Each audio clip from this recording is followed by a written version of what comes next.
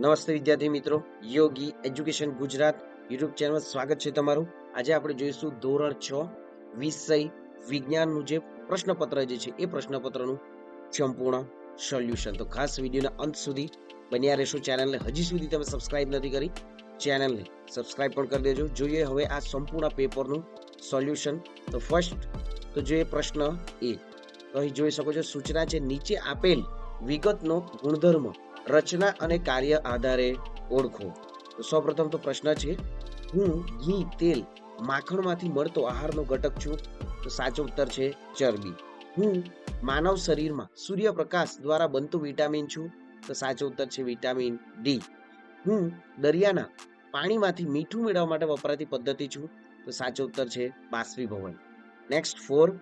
હું વનસ્પતિને જમીન સાથે જકડી રાખું છું. તો સાચો ઉત્તર છે મૂળ. હું વનસ્પતિનો ખોરાક બનાવવાનું કાર્ય કરતું અંગ છું. તો સાચો ઉત્તર છે પર્ણ. નેક્સ્ટ 6.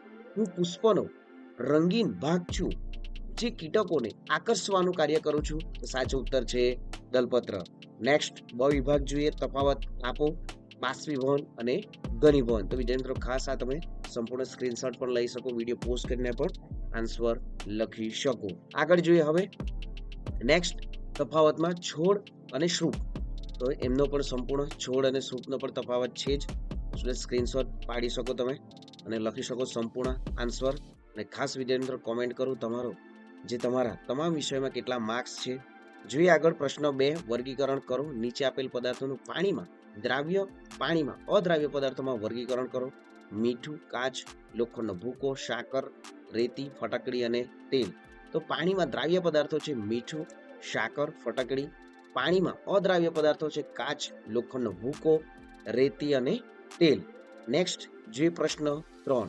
નીચે આપેલ પ્રયોગ વર્ણવો. મગફળીમાં ચરબી હાજર છે તે દર્શાવતો પ્રયોગ વર્ણવો. તો સંપૂર્ણ આન્સર છે જ. જોઈએ આગળ માંગ્યા મુજબ જવાબ આપો. ચોખામાં સ્ટાર્ચ રહેલો છે તે નક્કી કરો. નક્કી કરવા માટે તમે કઈ પ્રવૃત્તિ કરશો. તો અહીં પણ સંપૂર્ણ આન્સર છે. આગળ જોઈએ રેતી અને પાણીના મિશ્રણને અલગ કરવા તમે કઈ પ્રવૃત્તિ કરશો. અહીં આકૃતિ સાથે સંપૂર્ણ સમજૂતી છે. આગળ જોઈએ દરિયાના પાણીમાંથી મીઠું મેળવવામાં તમે કયા પગલાં લેશો. આગળ જોઈએ પ્રશ્ન 4. પ્રક્રિયા અને ઘટનાને ઉદાહરણ સહિત સમજાવો. ગમે તે 3. અહીં પુંકેસર અને સ્ત્રી કેસર વચ્ચેનો ભેદ સ્પષ્ટ કરો. તો અહીં પણ વિદ્યાર્થી મિત્રો સંપૂર્ણ આન્સર છે, વિડીયો પોસ્ટ કરીને તમે લખી શકો. આગળ જોઈએ વનસ્પતિનું પ્રકાંડ પાણી અને ખનિજ સારોનું દ્રાવણ વહન કરે છે તે સમજાવો. અહીં પણ આકૃતિ સાથે સંપૂર્ણ સમજૂતી જણાવવામાં આવી જ છે.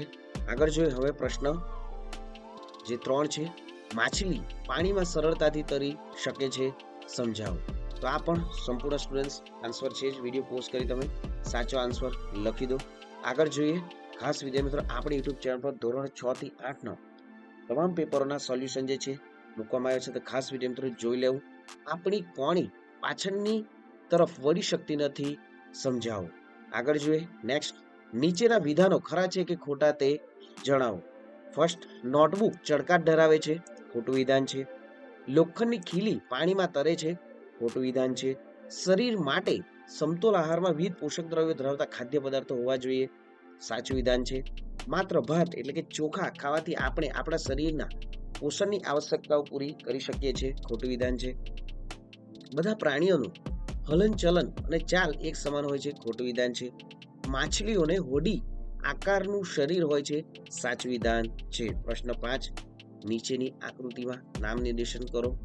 જોઈ શકો છો સંપૂર્ણ જે છોડ જે છે એ છોડના અહીં બોક્સમાં તમારે નામો લખવાના છે. અહીં સાચો ઉત્તર જોઈ શકો છો સ્ટુડન્ટ્સ, નામો આપવામાં આવ્યા છે. મૂળ છે, પર્ણ છે, પ્રકાંડ છે અને ફૂલ છે. આગળ જોઈએ આકૃતિ દોરો. પુષ્પના ભાગો.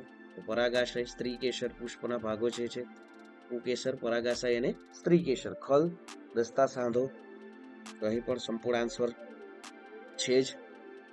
આગળ જોઈએ હવે પ્રશ્ન 6. વૈજ્ઞાનિક કારણ આહારમાં લીલા પાંદડાવાળા શાકભાજી લેવા જોઈએ. નેક્સ્ટ જોઈએ કેટલાક પુષ્પો રંગીન અને સુગંધીદાર હોય છે. તો સ્ક્રીનશોટ સ્ટુડન્ટ્સ લઈ શકો. જોઈએ આગળ પર્ણને વનસ્પતિનું રસોડું કહે છે.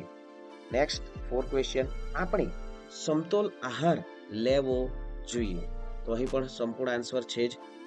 વિડીયો પોઝ કરીને લખી શકો. આગળ જોઈએ પ્રશ્ન 7, વિસ્તૃત જવાબ આપો. રેતી અને મીઠાનું મિશ્રણ જે તમે રેતી અને મીઠું કઈ રીતે અલગ કરશો? તો અહીં પણ સંપૂર્ણ આન્સર જે જણાવવામાં આવ્યો છે આકૃતિ સાથે. આગળ જોઈએ હવે નેક્સ્ટ બીજો ક્વેશ્ચન છે, તમારા ઘરમાં અલગીકરણની પદ્ધતિનો ક્યાં ક્યાં ઉપયોગ થાય છે તે જણાવો. તમારા ઘરમાં ચાળવું અલગીકરણ પદ્ધતિનો ઉપયોગ તમે ક્યાં ક્યાં કરો છો તે જણાવો. અહીં પણ સંપૂર્ણ આન્સર છે. નીચે આપેલા મિશ્રણમાંથી ઘટકોને અલગ કરવા માટે અલગીકરણની કઈ પદ્ધતિનો ઉપયોગ કરશો? તો અનાજના દાણામાંથી ફોતરા દૂર કરવા, ઉપણવું, ચોખા અને કાકરા વીણવું, ચાની ભૂકી. તો સ્ટુડન્ટ આ ક્વેશ્ચન આન્સર તમારે કોમેન્ટ કરવાનું છે. આગળ જોઈએ આપેલ વિકલ્પોમાંથી સાચો વિકલ્પ પસંદ કરો. નીચે પૈકી શેમાંથી વિટામિન એ મળે છે? તો શેરડીનો રસ, ગાજર, મગ કેક પણ નહીં. તો સાચો ઉત્તર શું છે? ગાજર. નેક્સ્ટ, નીચેનામાંથી કયો પદાર્થ પારદર્શક પદાર્થ છે? તો અહીં સાચો ઉત્તર શું છે? હવા. વનસ્પતિના કયા અંગમાં બાષ્પોત્સર્જન ક્રિયા થાય છે? પર્ણ, મૂળ, પ્રકાંડ કે ફળ? તો સાચો ઉત્તર છે પર્ણ.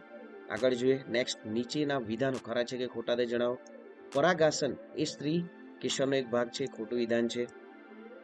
આંગળીઓના હાડકામાં સાંધા હોતા નથી, ખોટું વિધાન છે. અળસિયાનું શરીર ભીનું રહેતું હોય છે, સાચું વિધાન છે. તો વિદ્યાર્થી મિત્રો અહીં તમે જોઈ શકો છો આ સંપૂર્ણ પેપરનું સોલ્યુશન આપણે જોઈ ગયા છે. તો ખાસ તમારા મિત્રોને પણ વિડીયોની લિંકને શેર કરી દેવું. તો મળીશું હવે નેક્સ્ટ વિડીયોમાં નવી જ્ઞાન નવી માહિતી સાથે. જય હિન્દ બાળકો, વંદે માતરમ, જય જય ગરવી ગુજરાત.